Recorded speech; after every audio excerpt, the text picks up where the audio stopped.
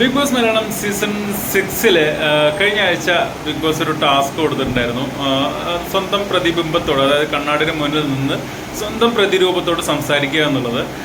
അപ്പോൾ അത് പലരും മോട്ടിവേഷൻ രീതിയിൽ അത് സംസാരിക്കുന്നത് നമ്മൾ കണ്ടു.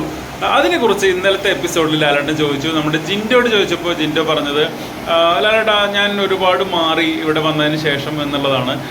പിന്നെ അതേപോലെ തന്നെ പുള്ളി പറഞ്ഞ ഒരു കാര്യം, ആദ്യത്തെ ഒരു 2 ആഴ്ച എന്താണ് ഈ ഗെയിം എന്നുള്ളത് മനസ്സിലായിട്ടുണ്ടായിരുന്നില്ല. അപ്പോൾ ഞാൻ ഒരുപാട് എന്തൊക്കെയോ ഇവിടെ കാണിച്ചു കൂട്ടി. അതിനുശേഷം ലാലേട്ടൻ പിടിച്ച് പുറത്താക്കിയപ്പോൾ അപ്പോഴാണ് ശരിക്കും ഇവിടെ കളിക്കണം എന്നുള്ളത് മനസ്സിലായത്. തിരിച്ചു വന്നതിന് ശേഷം ഞാൻ ആവശ്യമില്ലാത്ത ഒരു കാര്യവും പറഞ്ഞിട്ടില്ല. അതായത് ദേഷ്യം ഒതുക്കാൻ ശ്രമിച്ചു, പിന്നെ ചീത്ത വേർഡുകൾ പിന്നെ ഉപയോഗിച്ചിട്ടില്ല.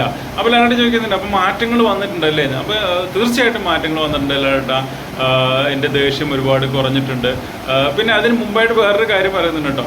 ഇപ്പോൾ ഞങ്ങൾ ഇതിനകത്ത് സാധാരണ മനുഷ്യരായി എല്ലാവരും കൂട്ടായി ഈ 100 ദിവസം കഴിഞ്ഞാലും ഞങ്ങൾക്ക് ഇവിടുന്ന് പോകണ്ട എന്നുള്ളതാണ് ആഗ്രഹം എന്നാണ് ജിൻഡോ പറയുന്നത്. അതായത് മൈക്കൊന്നും ഇല്ലാതെ ഈ 100ാമത്തെ ദിവസം കഴിഞ്ഞിട്ട് ഇവിടെ ഒരു ദിവസം നിൽക്കണം എന്നെല്ലാവരും ആഗ്രഹിക്കുന്നുണ്ട്.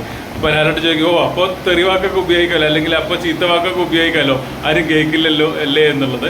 എന്തായാലും ജിൻഡോയിൽ നല്ല മാറ്റം വന്നിട്ടുണ്ട് എന്ന് തന്നെയാണ് ജിൻഡോ പറയുന്നത് കേട്ടോ.